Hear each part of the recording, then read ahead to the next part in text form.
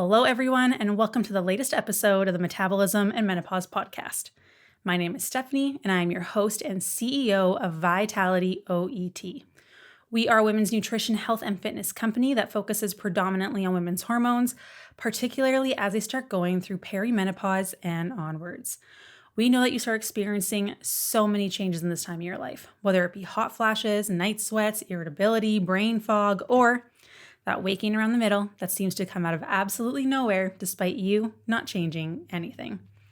So you go back to your tried and true methods of cutting calories, cutting carbs, doing a bunch of cardio, yet nothing seems to be working.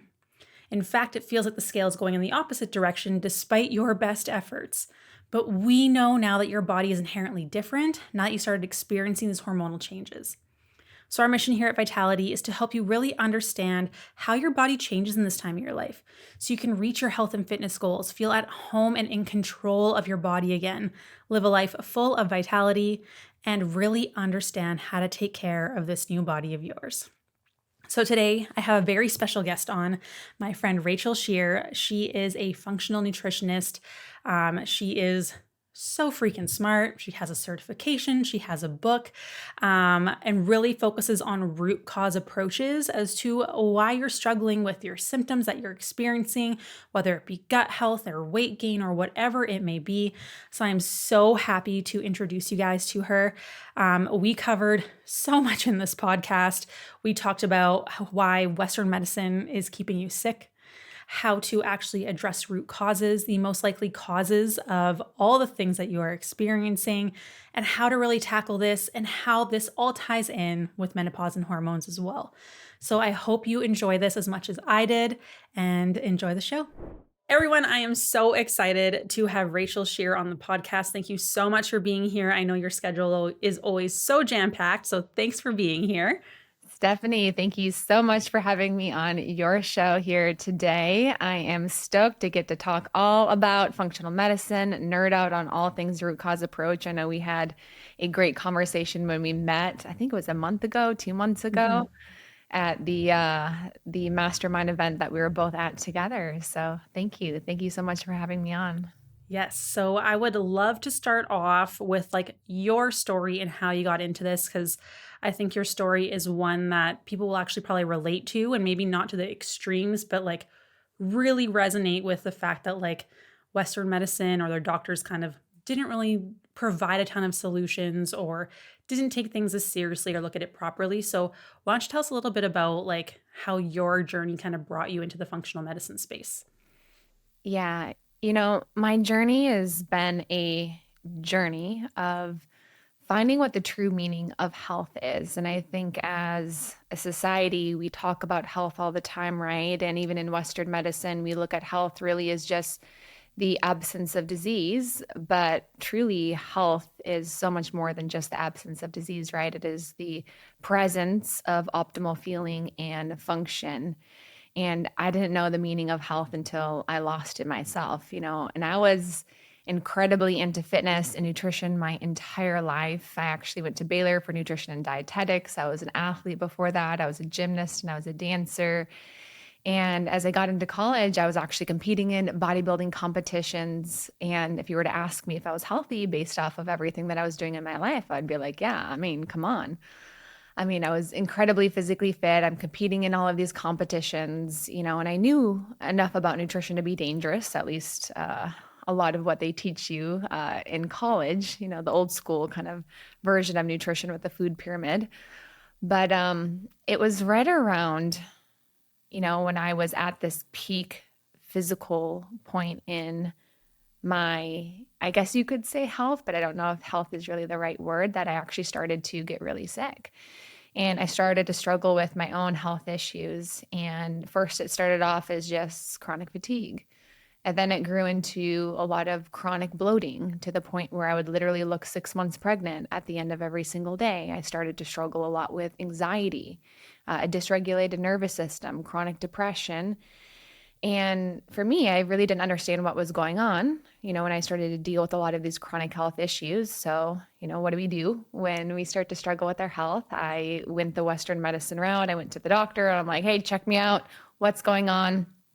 And, everything came back pretty normal besides the fact that, I had a bit of a sluggish thyroid. So they ended up putting me on thyroid medication. But little did I know that this was really going to be the beginning of a journey for me for over the next year and even further than that, of really just trying to heal my body. I was living in survival mode. I remember one day just, because of the debilitating gut issues, just lying on the kitchen floor, just crying in so much pain. And I actually created a fear for food for me where I didn't want to go out and eat at restaurants. I had zero social life, and everything just revolved around, okay, what can I eat that's gonna not hurt me and that will allow me to feel good. So my whole focus became very, very selfish. It became very, very survival of me just trying to get through the day and trying to manage all of these symptoms. And, as I was going through all of this, I was continuing to seek for answers. I went to a bunch of different physicians and doctors. And right, the interesting thing about Western medicine is they send you to specialists and specialists, right? So you have gut issues. So you go to the gastroenterologist, and then they'll do the colonoscopy, endoscopy, CT scan, maybe run some blood work. If all of that checks out okay, you don't have Crohn's or ulcerative colitis or polyps or whatever, you get a diagnosis of IBS or irritable bowel syndrome. So that's what happened to me. I got that diagnosis of IBS, struggled a lot with motility issues in my gut. So I was put on prescription laxatives. All right, well, what about my anxiety? What about my depression? All right, we're going to send you to another specialist for that, and then they do a whole diagnosis criteria based off of symptom clusters. And they're like, yeah, you meet all of the criteria for major depressive disorder. It's like, yes, I know I'm depressed. So I'm now offered an antidepressant, right? And I was also on birth control. And like I said, I was put on thyroid medication. So here I am now on, 4 or 5 plus medications to just manage all of these symptoms. And I'm just continuing to get worse and worse. And, Steph, actually my gut issues ended up getting so severe, especially with a lot of my motility issues, that I actually had to start to use an enema just to use the restroom anymore, which again, remember, I'm a fitness competitor. I'm a bikini competitor. Before this, I was on the cover of magazines, Men Health, bodybuilding.com. I had built my whole brand around being physically fit. And here I am, like 5 plus medications, like the opposite of health. And it was actually a physician who ended up being a gastroenterologist and saw how much I was struggling with a lot of my motility issues that sent me to a colorectal surgeon, because he's like, well, that's very severe if you can't even use the restroom without doing an enema anymore. Not to mention I was already on prescription laxatives. That was when, the solution was presented to me of, well, why don't we just cut out your large intestine? And I know that sounds super, super like drastic and severe for everybody who's listening. But based off of everything they had ruled out, they couldn't figure out anything that was wrong. They said that I probably had dealt with this for most of my life. I may have had something called a floppy colon. And to fix the constipation issues, hey, why don't we just cut out the large intestine, the small intestine to the rectum, and that'll fix a lot of the constipation issues, which essentially was going to be another Band-Aid. And I share this story, right, because I know this story is also not unique to me, right? I'm not actually special in this story. I think a lot of women and men, but I think even more so women in particular, have had similar experiences where they know that something's off in their body. They go to the Western medicine route and they're really just offered a lot of these Band-Aid solutions, right? And this is nothing against Western medicine. I believe in it. But ultimately, it's really a solution for sick care, not health care. And Western medicine doesn't take a root cause approach to healing, right? It doesn't look at the body as an interconnected system. It looks at the body more as, a random collection of independent organs, which is why you go to specialists. And we're not looking at how everything is interconnected within each other. But coming back to my story here, and then I can go more on that functional medicine rabbit hole. I was ready to get the surgery. I was at that point in my life. I was so desperate. I was so low. I actually remember telling my mom, I was like, okay, cool. How soon can we schedule the surgery? Like, how soon can we get this done? Like, I was at that low of a point. So I do believe that's one of the things that has made me such an incredible coach now today, because now I can relate and I can connect with people who really are struggling and are in that desperate point. Like, I totally get where people are like, give me the quick fix, right? Who even need to take the medication or whatever it may be. I know what it's like to be that desperate and be that low, because trust me, like, you will do anything to try to get out of that place. And I think, medicine can definitely be useful, for people, especially to help them get out of a low point. But really, the issue for me and the Western medicine, our system, was that no one was actually getting to the root cause. And I was just offered all of these different band aid solutions, which one of them would have been the removal of my entire large intestine.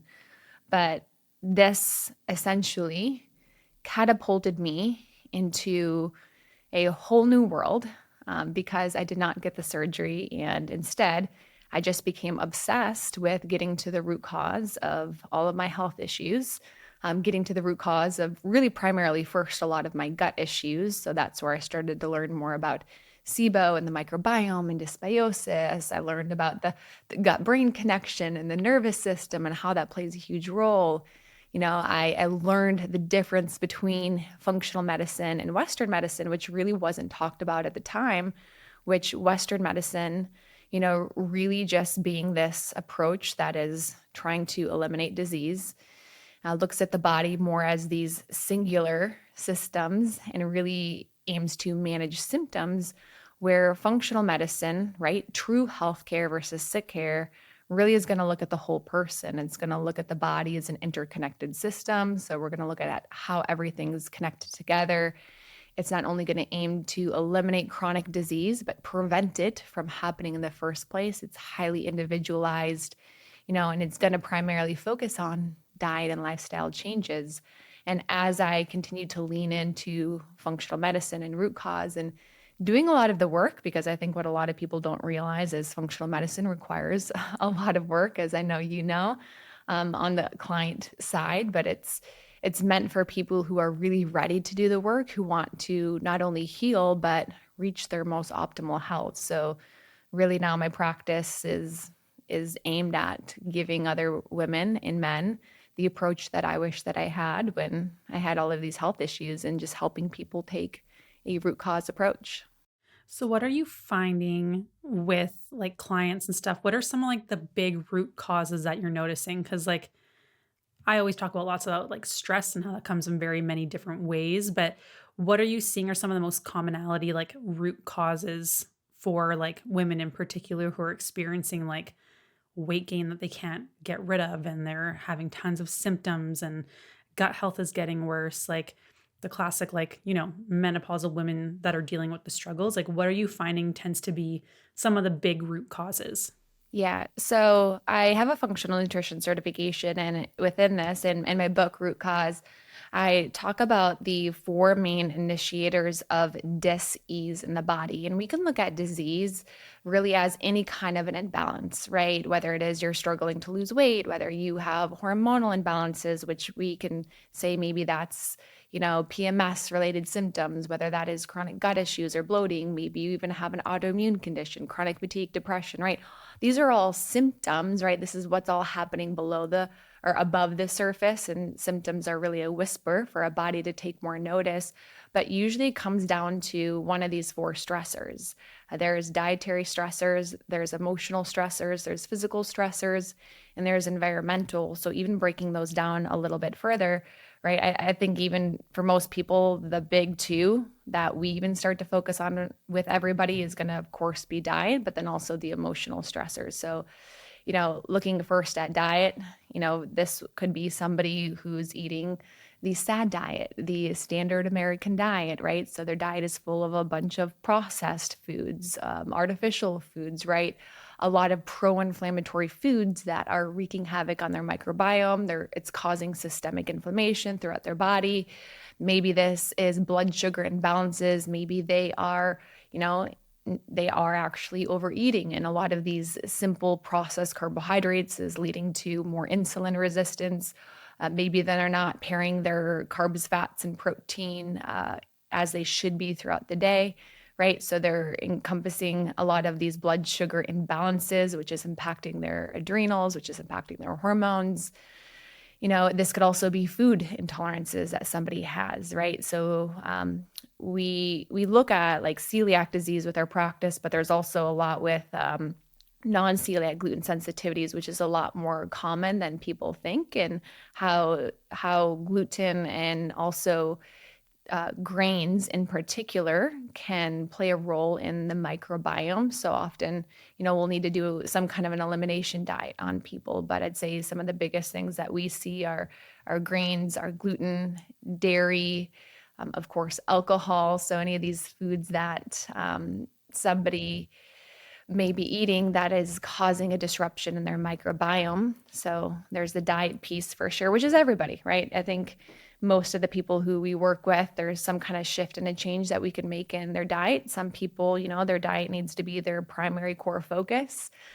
For other people, maybe there's slight changes, but then some other stressors are more on the emotional side. Now, when I say emotional stress, right, oftentimes we think about chronic stress. We can think about, the relationships in our life. We can think about work stress. But this is also unaddressed trauma in the body. And it's not a coincidence that most people who come to work with our practice who have an autoimmune condition, who have gut issues, usually have some degree of unaddressed trauma. And often what we're seeing with a lot of the emotional stress side of things is we're seeing a hypervigilant or an imbalanced nervous system. And our nervous system, right, is really the connection between our mind and our body. It's what signals our body whether we're safe or whether we are unsafe, right? There's zero in between whether we're safe or we're not safe. So when there's chronic stress in our life, which means all of the time, right? This is very different than acute stress, but most of the time our body's living in this fight or flight state. Our body's not in a place for healing and for health really to occur, right? Because we're operating in this fight or flight state. The digestive system is completely shut down. It's not producing digestive enzymes. The motility has come to a halt. Cortisol is chronically elevated. Cortisol actually can break down the gut lining, lead to leaky gut. So often we'll have people who are operating with a lot of this chronic stress or unaddressed trauma. Both of these can lead to a dysregulated nervous system, and they're trying to heal their body, right? And maybe they're even doing the diet changes, and maybe they're even doing the exercise. But one thing I always say is, we can't heal the gut. We can't heal the body in general without healing the nervous system. So there's the emotional piece. And then I'll lightly touch on the last two, but it would be physical stress. This could be someone who has chronic injuries. This could also be kind of me when I was competing in bodybuilding, overtraining a bit. I had a lot of metabolic stress on my body. I was under eating, but then I was overtraining quite a bit to get to such a low percent body fat. And then the last one is environmental stress. And this is one that we don't think about all the time, but we live in a very toxic world. So this could be somebody who has a high exposure to herbicides and pesticides, right? And the role that that plays in their neuroendocrine system or their gut. This could be somebody who, is living in a home that has mold. This could be somebody who has toxic heavy metals, right? Which could be things like mercury or lead. And we'll do testing and we'll be able to identify if someone has high level of environmental toxins. And usually that's a huge contributor in dis-ease in the body. So for most people, landing the ship a bit here, but I should say landing the plane. But for most people, we see stressors in each of these different areas. We may see some dietary stress, we may see some emotional stress. And this is where, for a lot of people, when they start to notice these things coming off, there can be usually a big event or something that takes place in their life. Like there's a big shift. We've seen this happen quite a bit with people who go through, a breakup, a divorce, a death, right? And then all of a sudden they start to deal with all these health issues. Although for other people, it could be something that kind of slowly comes on, right? The slow onset of eating a poor diet or things like that. But I'd say most of the time it's going to come down to one of these four things. Where does like the whole like under eating or like chronic dieting over time kind of play into all of that? Because I talk lots about like the stress of under eating and like constant yo-yo dieting, but like how do you kind of like explain that, or where does that come into play with all those things? Yeah, so that's going to be a metabolic stressor, which so under eating, we could put that in the dietary stress side of everything. But at the core, the body is stressed metabolically because the body is in a catabolic state, right? So when we are not getting in enough nutrition, right? So whether it's from overtraining or just continuing to restrict our intake of food, this actually puts the body in a catabolic state. Because if you think about it, weight loss at the core, it is a catabolic state. It is a breakdown state. Now, we want to lose fat. That's the primary goal. But when the body is chronically living in this catabolic state, right, what happens over time? We actually start to break down muscle tissue over time. And we also start to see different hormonal shifts take place, right? So when the body's in a catabolic state, this is normal, but thyroid slows down. So the body's metabolic system slows down. We start to see hormones decrease. So estrogen levels, testosterone levels decrease. We start to see cortisol levels increase as a byproduct. So all of these things actually lead to a metabolic shift and change within the body, where also now the body starts to adapt. Now we get metabolic adaptation to this lower energy intake, but also as a byproduct of living in this catabolic, this breakdown state, we're losing muscle mass. Muscle mass, of course, is really important for metabolism. I'm sure you can relate to this, but sometimes some of the hardest clients that we work with are women postmenopausal who have not focused on muscle mass or protein intake for most of their life. And now maybe they're not necessarily overweight from a weight standpoint or a BMI standpoint, but they are definitely under muscled. And if we were to do a body composition scan on this person, we'd be able to see that they actually probably have some insulin resistance. They probably have a degree of chronic inflammation as a byproduct of not focusing on skeletal muscle mass. And then, the downstream effects on hormones and thyroid, we see these people end up with hypothyroidism, sluggish thyroid.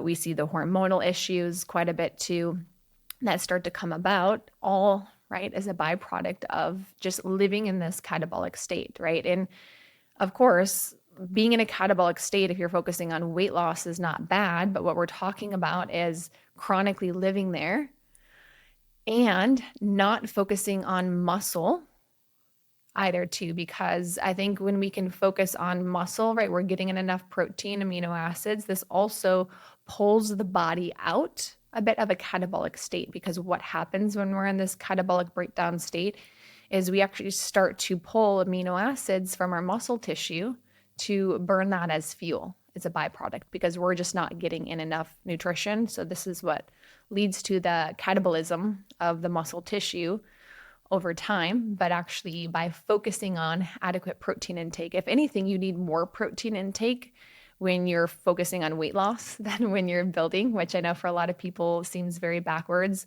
But by focusing on protein and resistance training, that is a good way to protect your muscle when we're trying to lose weight, but also too extreme of a caloric deficit over time, it's still going to really have a big effect on metabolic adaptation and a lot of these shifts too.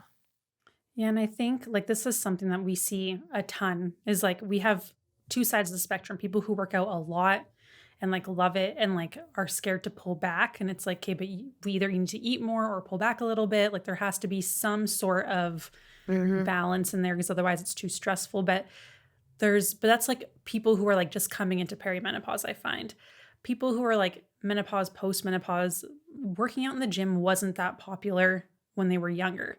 So they're coming in already in like such a low muscled state, and they've done so many diets that like having to explain to them that if you want, like, you have like an idea of what you want to look like, you want to have some muscle tone and stuff, it's going to take some time to build muscle first before we can go into a deficit, because like it's hard to see those two work together, right? Like people have this idea that you can be in like an extreme calorie deficit and like lose fat and build more muscle, but for most people that's not the norm, especially like in that like postmenopausal hormonal type state. So can you talk a little bit about that?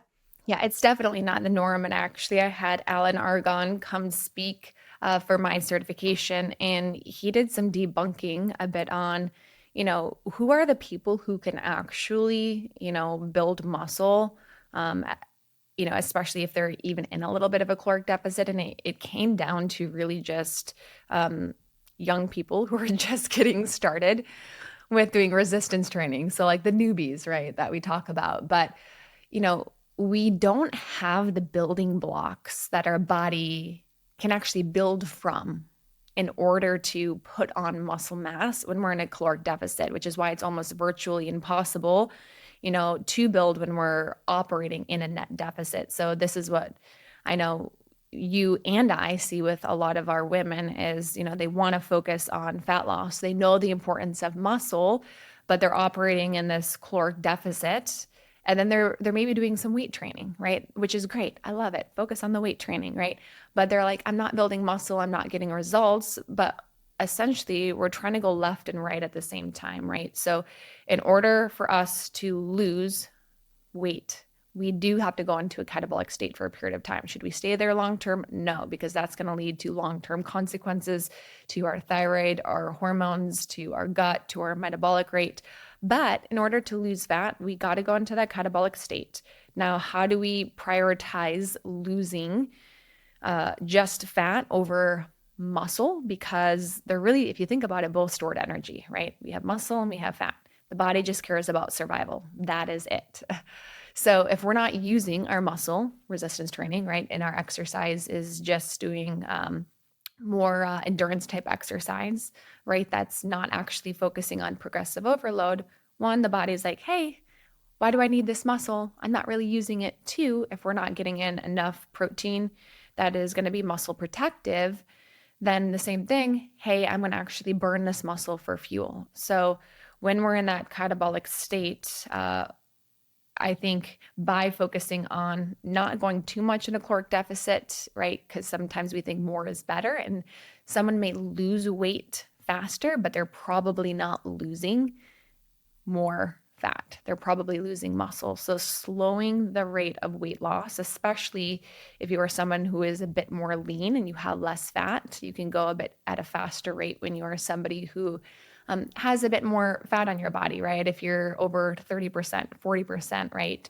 You can probably go maybe into, up to 1,000 caloric deficit per day. If you're somebody who is at, 25, 20% body fat as a female, and you're trying to lose at a fast rate and you go into a severe deficit, you more so run the risk of catabolizing muscle tissue. But that would really need to be the core focus. So in order to lose fat, we do have to go in there. But for a lot of the women like you're talking about, they are under muscled, right? So it's the question of, do we focus on losing fat or do we focus on building muscle? And oftentimes we do want to shift and we want to focus on building muscle. If the person is not like really overly overweight, right? Because if someone, I'd say if they're above 30%, we probably should focus a bit on weight loss first to get that a bit more under control and then shift the focus into more so on the building side. But we can still focus on muscle, even though we're focused on the weight loss side. We just won't be focusing on building. We'll be focusing on maintaining and protecting. But in order to actually build muscle, the body does need caloric surplus. Right. I was explaining like you can't build a house without having the materials there that are left over. Right. So it's like we have to have these extra building blocks that the body is not using and burning for energy.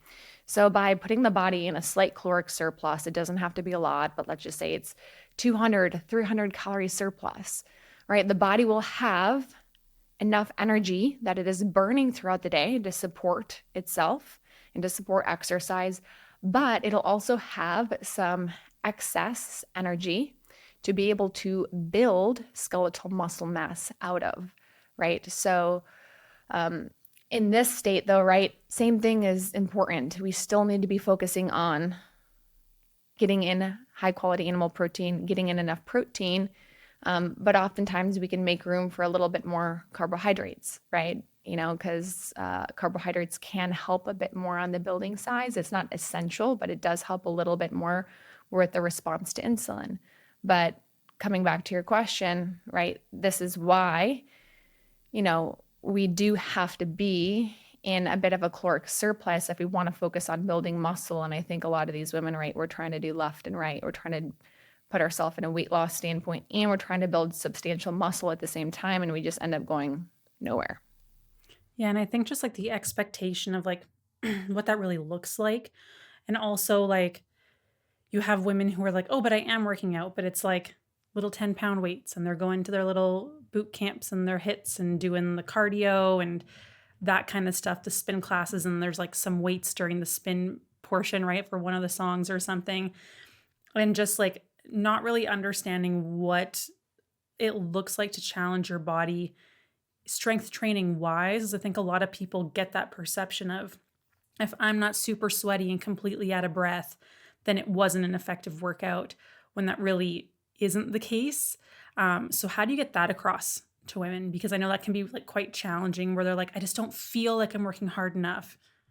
Yeah. So, I mean, I talk about what are the workouts that you love, and then what are the workouts that are going to actually help you with your goals. And we may even break them apart a little bit. Like, I know as weird as this may sound, but I love to go outside and go for runs. Like, I know it has nothing to do with my goals of trying to build muscle and do any of that, but I do love sweating and I love the benefit that it has. It's like a meditation for me, like an active meditation. So I'm like, okay, you love this, right? Okay, we can continue to do it, but it's not going to necessarily help you with this if this is your goal to focus on building muscle. So if you want to go for runs, if you want to get in a little bit of sweat, I have no problem with you doing that. But really, in order to build skeletal muscle mass, right, along with getting in adequate protein, being in a slight caloric surplus, we have to focus on a bit of progressive overload, right? Because the same thing, our body is incredibly smart. If we're just doing light weights or the same repetition, okay, we may maintain our muscle, but our body is like, okay, why do I need to build back stronger, right? And the only way our body is like, hey, I actually need to build myself stronger is because my body is pushing things past what it's used to. So guess what? I better catch up. Better build back stronger because, we are going to need this muscle in order to carry out the things that I'm currently doing. So our body is incredibly smart, but yeah, we do have to be focusing on a bit of progressive overload. And along with, that surplus, I think oftentimes you should be able to notice a little bit of a strength increase too when you're doing both of those combined. Totally. I think people are just like, they're so used to that quick fat loss results, or I shouldn't say fat loss, weight loss results, where like they lose weight super, super quick. And so they just like anticipate that that's how it should be. And it's like, yeah, but you were younger then, you were more resilient, you were able to maintain muscle mass and build it back up a lot quicker. And then things do change, unfortunately, once our hormones go, right? Like when we see those changes, plus all the stressors that we've like accumulated and the trauma and the stress and all those kinds of things. So like with that, like how do you like explain to women that like maybe eating more is going to help you with these things? Where because like so many women come to us where they're eating 1,000 calories a day and they've been there forever, or 1,200 calories a day and they've been there for years and years and years, and they don't understand why they're not seeing results anymore. And having to explain to them like we have to eat more because we literally we don't have anywhere to go. So how do you have that conversation with clients? Yeah. So, I mean, ultimately, if nothing changes, right, nothing changes. And I think oftentimes, like, we're trying to do the same thing and we're expecting different results to occur. And oftentimes, micro changes, we get micro results in order to create, big changes like a lot of people want to make. We do have to make some big changes, but I totally empathize and understand for women where it is scary. I've been there myself. I remember when I was competing and I was at a very lean percent body fat, and the thought of bringing calories up and having to eat more and the fear of putting on fat, right? Because most of these women, they're like, hey, yeah, sure, I want to build muscle, but I want to lose fat. Like, that's my goal here. And then now you're going to make me eat more. Like, yeah, that's scary for a lot of women because in our mind, it feels a bit backwards ultimately. So I'll usually educate women on, what is really happening with metabolic adaptation. So, right, for a lot of these women, if we were to calculate what their BMR should be, their basal metabolic rate, and if we were to put them in a caloric deficit, based off of their BMR, they quote unquote should be losing weight, right? But they're not. They're not losing weight. So what is happening there?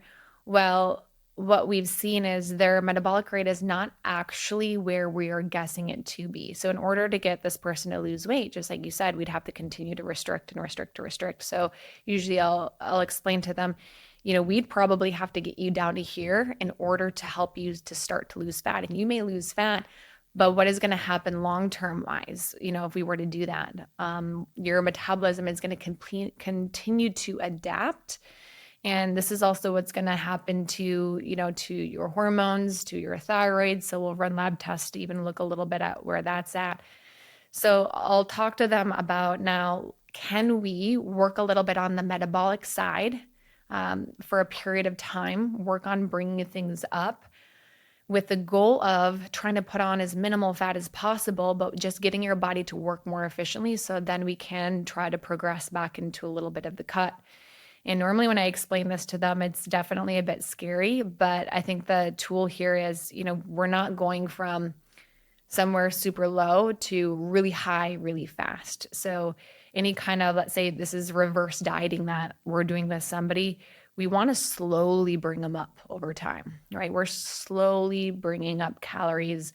We're monitoring the weight gain, right? And if somebody gets to a point where, they're just putting on a ton of weight, right? We may want to pause there. We may want to actually slow down for a bit. So I'll share with them a little bit about my approach, which is slowly bringing up calories, monitoring. But hey, if you're starting at, let's say, 800 calories, and that's where you've been operating from, and I can bring you up to, let's say, 1700, 1800 calories, and you put on maybe 1 or 2 pounds of fat in the process, but really you're maintaining now at that. Now you didn't lose weight, which I know is your goal, and maybe even put on a couple pounds. What is really happening now if you're maintaining at that 1800 calories when you were operating at 800? Your body's actually now working that much more efficiently, right? We're not putting on fat, we're just working more efficiently. So when we can bring somebody up to that level, get them to stay there for a period of time, right? It then allows for us to then shift and also try to progress slowly back into a caloric deficit where a lot of women will get a lot better results. But I think for most of them, the fear is, right, you're going to throw me into a really high surplus and I'm going to gain 20 pounds overnight. And, that's just not how fat gain works. So I think, for anyone who's listening and who's maybe afraid of, going into a little bit of surplus, working on resetting your metabolism, it's slow. It's super slow. And we get to monitor it as we're trying to bring you up. Yeah, and I think the thing is too, like, people are like, oh, that means I'm going to be like here for this many months before I'll even notice and see changes. And it's like understanding that, do you want to lose weight and then not feel great and then gain it back or be like stuck? Or do we want to like make this sustainable and heal your body from the inside out and really set you up for success so that this doesn't keep happening to you? Because like most people have tried multiple diets, lost weight, gained it back, lost weight, gained it back. So this like new slow approach is like, I don't want that, right? And it can be so challenging to try and change that mindset a bit, and like eventually they'll come around, right, once they're ready. But I do find that to be like challenging of like, okay, I feel better. Can I just go into fat loss? And it's like, okay, I like feel better, but like we need to make sure your body's actually ready. So what are some of like the indications that you like to use to explain to clients that okay, this shows us that you're actually ready. Like your body will more than likely respond at this point now, which is exciting.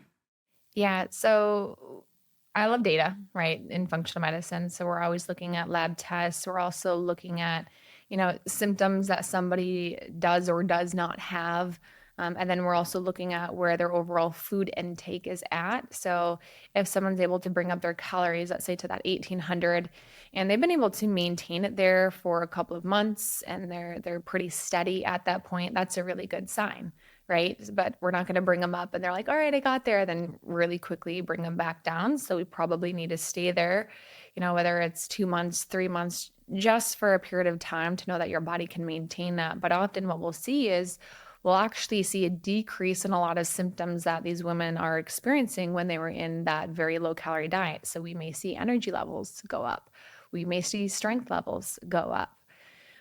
So these are all really good signs because, right, like I said, the body is actually working that much more efficiently. And when the body is in this deficit, like the body's slowing everything down, it's slowing the metabolism, it's trying to conserve energy as much as possible. So for most people, they're tired all the time, they have a bit of brain fog. So if we start to see those things come back up, that's going to be a really good sign. And then also lab testing, right? So, we can see the thyroid levels improve. And, a lot of women who've been chronically dieting, they will get a diagnosis of hypothyroidism, right? And then they'll look at their thyroid and be like, oh my gosh, there's something wrong with my thyroid, which actually there's nothing wrong with your thyroid. Your thyroid's doing exactly what it's supposed to be doing. It's slowing things down because intake is slowing things down. So like it's your body's thermostat. It's going to make you colder. It's going to slow things down metabolically. So as we increase calories, we start to see thyroid levels improve. So we'll see T3, T4 levels improve and get back. We may see a decrease in cortisol levels where a lot of these women may have a bit of, some cortisol imbalances that we'll test. We may see an increase in things like testosterone levels, a bit there. So we'll start to see a little bit of these markers improve.